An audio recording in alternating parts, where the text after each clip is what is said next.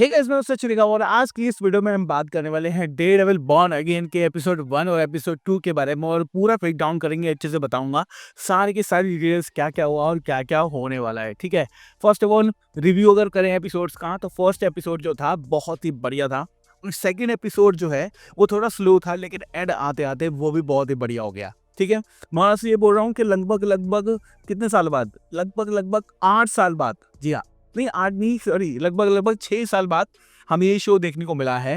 And I must say कि जितने भी एक्टर्स हैं, अगर वो सेम कैरेक्टर को पोर्ट्रे कर रहे हैं ना, तो मुझे लगता है कि उन्होंने एक भी बिट पीस नहीं किया है। मतलब they are exactly same. Wilson Fisk का जो ऑरा है वो वैसा का वैसा ही है।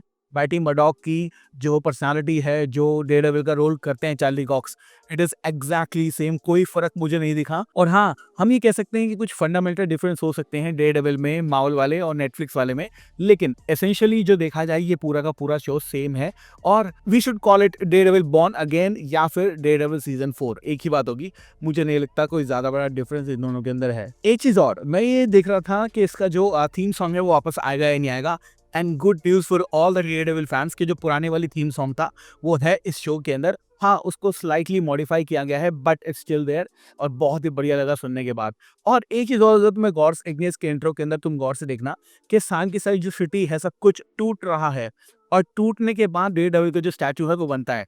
तो डेयरडेविल बॉर्न अगेन, मतलब डेयरडेविल जो है सब कुछ टूटने के बाद दोबारा जिंदा हो रहा है। तो या आई लव दैट डिटेल बहुत बढ़िया लगी मुझे। और अब फटाफट से शुरू करता हूँ, बताता हूँ कि एपिसोड्स में क्या क्या हुआ है। तो एपिसोड 1 में हम देखते हैं कि हमें देखने को मिलते हैं तीनों बंदे अपने जोसेस बार के अंदर बैठे हुए हैं, फॉगी और हमारी कैरन और हमारा मैट मर्डॉक। फिर हम देखते हैं फॉगी को एक फोन आता है और फॉगी जो है वो बाहर जाता है और अपने दोस्त से बात करने लगता है। अब इस बात को मैटी जो है वो सुन रहा होता है और मैटी बाहर आके बोलता है कि तुमने मुझे बताया क्यों नहीं कि तुमने किसी बंदे को रोक के रखा हुआ अपने अपार्टमेंट पे। तो वहां पर हम देखते हैं कि जो फॉगी का दोस्त है जो अपार्टमेंट में है, उसकी वो ये बोलता है कि कोई बंदा आया था और वो तेरे बारे में पूछ रहा था और मेरे को उसको बताना पड़ा। फिर हम देखते हैं फॉगी को लग जाती है गोली, जी हाँ, और फॉगी इज डेड। जी हाँ, फॉगी इज डेड और फॉगी को मारा है बुल्स आई ने, जी हाँ, यानी पॉइंटजमेंट डेक्स्टर ने। तो हम देख सकते हैं यहाँ पे बड़ा ही इंटेंस सीन है जहाँ पर हम देख सकते हैं कि सारी की सारी चीजें सब कुछ सही चल रही हैं, लेकिन मैट मर्डॉक की जिंदगी कभी भी सही नहीं हो सकती। और हम देखते हैं कि यहाँ पर जो है वो बुल्सआई आता है और वो पहले आसपास के लोगों को मारता है। उसके बाद हमें देखने को मिलता है कि एक्चुअली में वो कैरन को भी मारने वाला होता है, लेकिन तभी आ जाता है वहां पे मैट मर्डॉक और यहाँ पर इनकी फाइट हमें देखने को मिलती है। इस फाइट से पहले हम देख सकते हैं कि मैट मर्डॉक जो है वो अपने नए वाले रूप में है और एक तरीके से अपने जो बटॉन्स हैं उनका इस्तेमाल करके, अपने डंडों का इस्तेमाल करके स्विंग भी कर रहा है। तो डेयरडेविल के कुछ नए मूव्स है जो कि इसके अंदर हमें देखने को मिलेंगे। वो छत पर जाता है, छत पर जाके सुनता है कि जो बुलजाई है वो नीचे आ चुका है। फटाफट से वो नीचे आता है, दोनों की लड़ाई होती है, थोड़ी सी हॉल में फाइट भी दिखाई जाती है। लेकिन हम यहाँ पे देख सकते हैं कि इस पॉइंट पे ना उसको पता है कि फॉगी को गोली लग चुकी है। तो जो मैट मर्डॉक है वो अपना जो आपा है वो धीरे धीरे खो रहा है। जो बुलजाई है वो उसको मारने की कोशिश करता है, लेकिन जो डेयरडेविल है ऑब्वियसली वो उसको मार नहीं सकता। वो उसको ऊपर लेके जाता है, बहुत सारे बिलता है, पूछता है तूने ऐसा क्यों किया, और जो हमारा पॉइंट एक्सटर है वो सिर्फ हंसता है और कुछ नहीं करता। ये दिखाता है कि एक्चुअली में जो हमारा बुलजाई है ना उसको कोई फर्क ही नहीं पड़ता, उसको बस मारना था इसलिए उसने मारा। इसके अलावा उसको कोई फर्क नहीं पड़ता था। और यहाँ पे हम देख सकते हैं कि डेफिनेटली जब डेयरडेविल पे बात कंफर्म हो जाती है कि जो फॉगी है ही इज नो मोर, तो वो कोशिश करता है, एक तरह से उसका गुस्सा इतना ज़्यादा बढ़ जाता है कि वो कोशिश करता है कि मैं एक तरह से पॉइंट एक्स्टर को मार दूं और वो उसको धक्का दे देता है।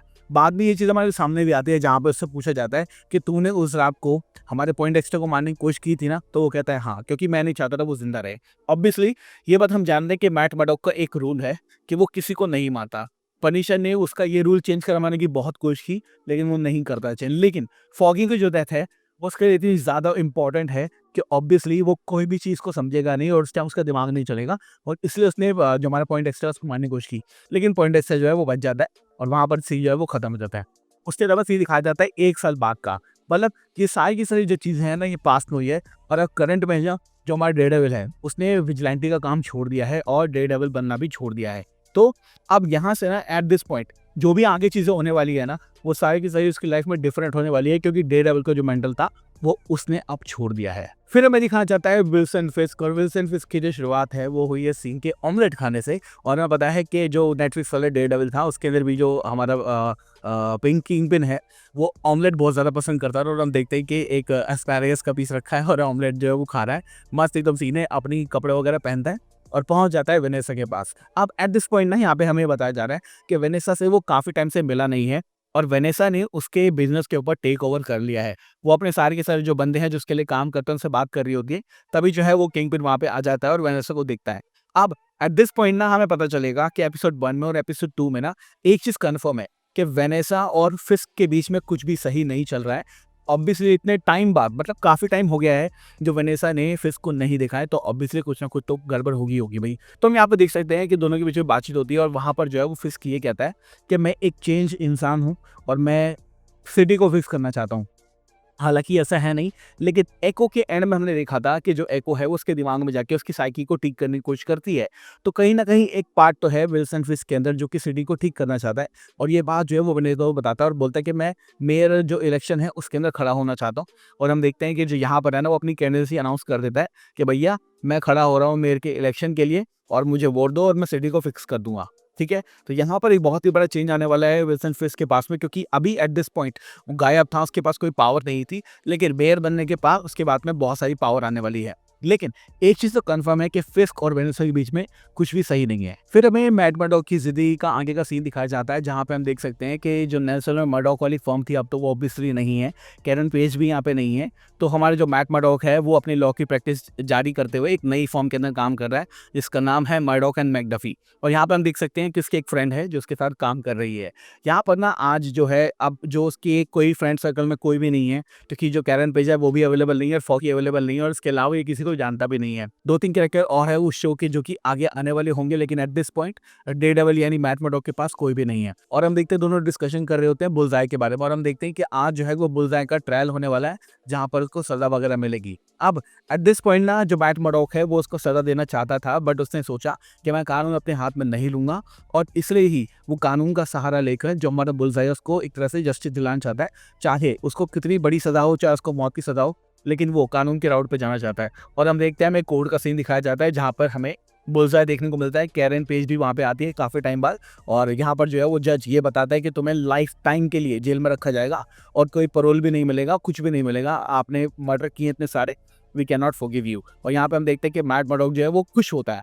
लेकिन एक चीज़ हमें यहाँ पे देखनी है, और जो कि मुझे भी लगी, हम यहाँ पे देख सकते हैं कि जैसे ही जज जो है ना वो सुना रहा होता है अपना फैसला, सुना रही होती है, तो यहाँ पे हम देखते हैं कि मैट मर्डॉक ना ज़ोर से हिलता है। मुझे लग रहा था कि इस पॉइंट पे ना, ऐसा लग रहा है मुझे कि शायद मैट ये चाहता था कि इसको फांसी या डेथ पेनल्टी मिले, लेकिन उसको लाइफ टाइम पैरोल मिल गया, इसलिए मैट जो है वो गुस्सा हो रहा है। हालाँकि ऐसा होगा या नहीं होगा, आई डोंट नो, बट हाँ, एट दिस पॉइंट ये कन्फर्म है कि जो हमारा बुलसआई है उसको लाइफ टाइम इम्प्रिजनमेंट दे दी गई है। इसका मतलब ये है कि इसको छुड़ाया जा सकता है, और बाद में फिर अगर चाहे तो अगेन, जैसे इसको पास्ट में यूज़ किया था उसने, अगेन वो यूज़ कर सकता है। तो हाँ, फ्यूचर के लिए ये पॉसिबिलिटी अभी रखी गई है कि पॉइंटएक्स्टर को वापस लाया जा सके, लेकिन एट दिस पॉइंट जो है उसको जेल में भेजा जा चुका है। फिर हम देखते हैं, हमें कन्वर्सेशन देखने को मिलती है हमारे मैट मर्डॉक और हमारे कैरन पेज के बीच में, जहाँ पे कैरन बोलती है कि भाई तू पता नहीं कहाँ गायब हो गया था फॉगी की डेथ के बाद में, और तूने मुझसे बात नहीं करी, कुछ भी नहीं किया, और तू एक्सपेक्ट कर रहा है कि मैं तुझसे बात करूँ।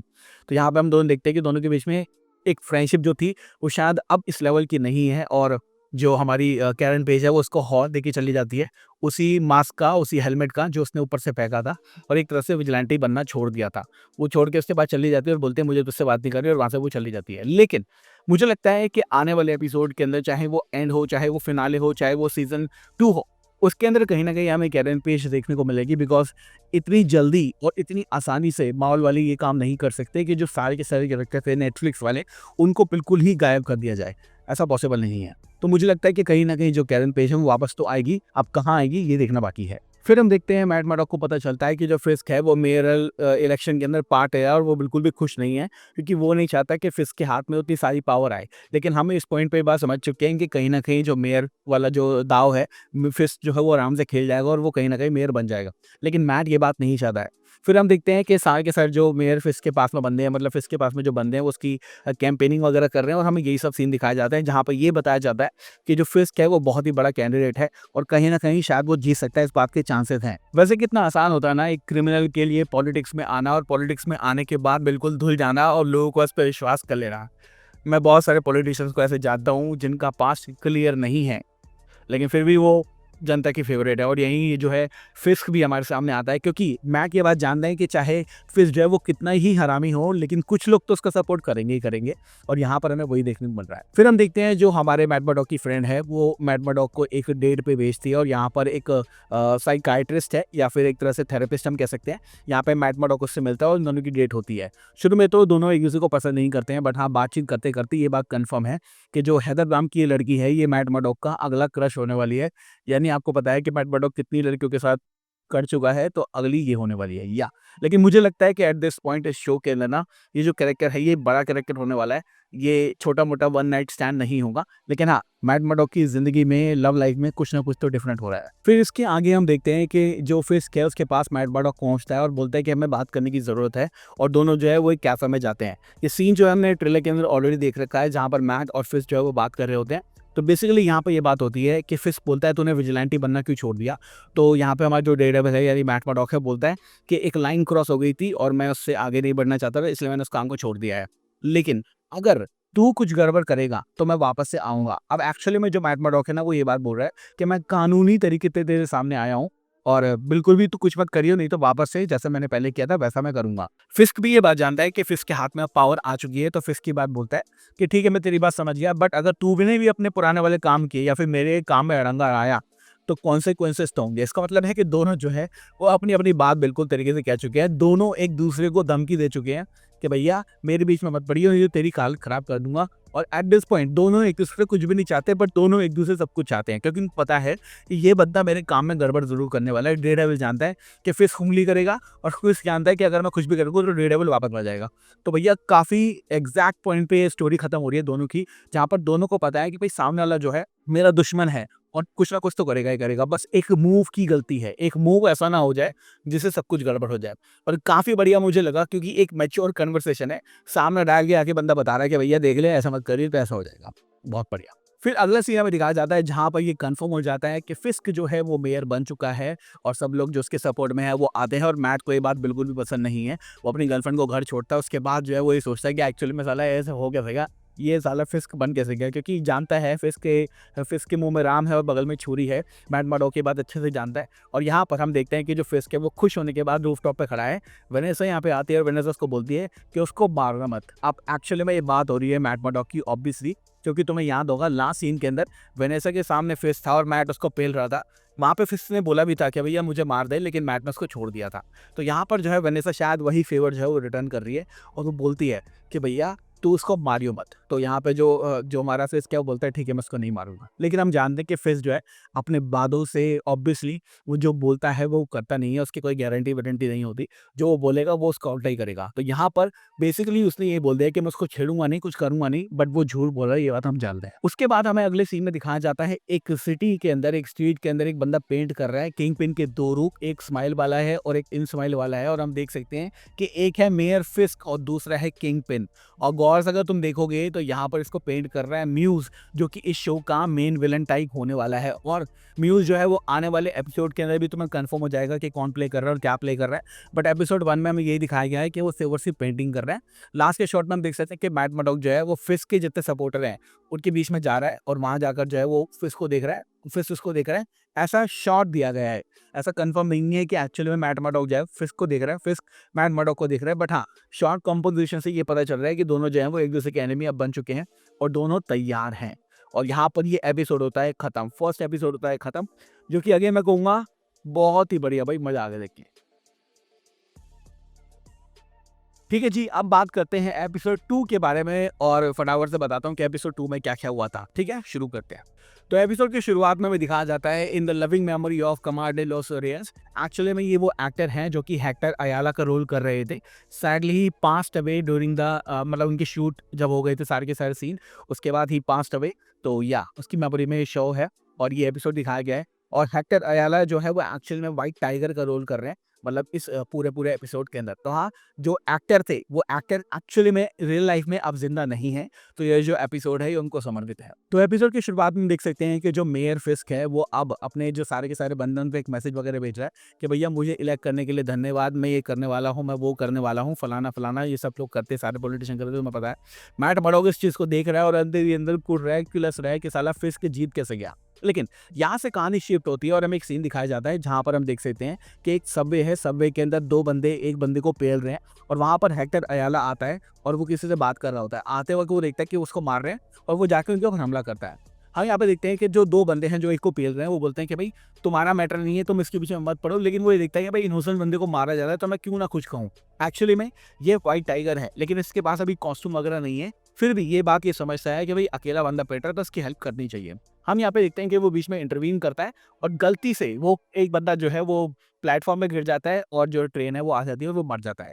और ये हमें पता चलता है कि ये जो बंदा है जो एक्चुअल में पेल रहा था दूसरे बंदे को, ये एक्चुअली में एक पुलिस ऑफिसर है और वो बोलता है कि एनवाईपीडी हाथ खड़े कर दो। तो यहाँ पर जो हेक्टर अयाला है वो फंस चुका है। हालांकि वो ये चाहता नहीं था फंसना, वो सिर्फ बंदे की मदद कर रहा था। उसको नहीं पता था कि ये एक्चुअली में पुलिस है और इन बंदों ने बताया भी नहीं कि हम पुलिस हैं। एक्चुअली में बताना चाहिए कि भाई मैं पुलिस हूँ और ये बंदा एक्चुअली में क्रिमिनल है, इसलिए हम इसको मार रहे हैं और इसलिए पकड़ रहे हैं। लेकिन इन पुलिस का भी ना कुछ सीन है जो कि आगे पता चलेगा एपिसोड में। लेकिन अभी दिस पॉइंट पे जो हेक्टर अयाला है वो फंस चुका है। अच्छा, एपिसोड 1 में और एपिसोड 2 में ना एक चीज़ आप देखेंगे, यहाँ पे आपको बीबी करके डॉक्यूमेंट्री दिख रही है जहाँ पे न्यूयॉर्क के लोगों से पूछा जा रहा है कि तुम फिश के बारे में क्या सोचते हो और फिश के बारे में क्या विचार रखते हो। ये आगे आपको पता चलेगा कि एक्चुअली में ये बेन यूलरिक जो कि 2015 वाले नेटफ्लिक्स के फर्स्ट सीजन में था, उसकी कहानी है और एक लड़की जो है वो उसकी लेगेसी को कंटिन्यू कर रही है। और आगे एपिसोड में आपको देखने को मिलेगा कि किस तरह से वो फिश को पूछती भी है कि मैं वहाँ से आई हूँ और तुम उसको जानते थे या नहीं जानते थे। फिश बोलता है कि हाँ, मैं अच्छे से जानता था। एक्चुअली में फिश ने ही बेन को मारा था। अगर तुम्हें याद होगा तो मैं सीन डाल दूंगा, लेकिन यहाँ पे फिर जो है बोलता है कि बहुत ही बड़े जर्नलिस्ट था, साला कितना हरामी, मौत कर दी है बाद में, कुछ मतलब रिमोर्स ही नहीं है। वाह। फिर हम देखते हैं पुलिस स्टेशन के अंदर में मैट मर्डॉक देखने को मिलता है जो कि किसी क्लाइंट से बात कर रहा होता है और इसको आवाज़ आती है क्योंकि इसकी सुपरसोनिक वाली हेयरिंग है। उसको आवाज़ आती है कि जो पुलिस वाले हैं वो हैकर को पेल रहे हैं और वो हैकर के पास आके बोलता है कि भाई मैं हूँ मैट मर्डॉक, मैं तेरे को रिप्रेजेंट करूँगा, तुझे मुझे पैसे देने की कोई ज़रूरत नहीं है, बस मुझे ये बता दे कि तूने कुछ किया है या नहीं किया है। हैकर बोलता है यहाँ पे कि भैया मैंने कुछ नहीं किया है, मैं तो सिर्फ जान बचा रहा था एक बंदे की, मैं तो लड़ाई छुड़वा रहा था, ये कैसे-कैसे हो गया मुझे नहीं पता।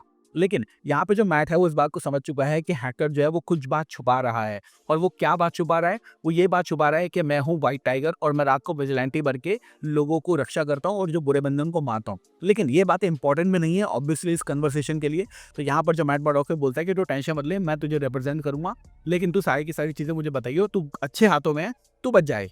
और यहाँ पे हम देखते हैं कि अब जो एक नया मैट मर्डॉक है जो कि अब एक लॉयर ही है, डेयरडेविल नहीं है, लेकिन वो लोगों की मदद तो करना चाहता ही है, तो उसने एक बढ़िया सा केस ले लिया है। वैसे मैं भूल जाऊंगा इसलिए बता देता हूँ, हम यहाँ पे देख सकते हैं कि जब फिस्क जो है वो अपने टीवी के ऊपर भाषण दे रहा होता है ना, तब वो बात करता है कि मैं चाहता हूँ इस सिटी के अंदर लॉ ऑर्डर को कंफर्म करना, सही करना, और मैं नहीं चाहता कि कोई जो विजिलेंटी है वो फालतू में यहाँ पे घूमे। We don't need a gun-toting vigilante who wears a skull on his chest, or a man who dresses in a spider outfit. मैं नहीं चाहता कि कोई ऐसा बंदा घूमे जिसकी चेस्ट पे स्कल का सिंबल बना हुआ है, यानी पनिशर की बात कर रहा है।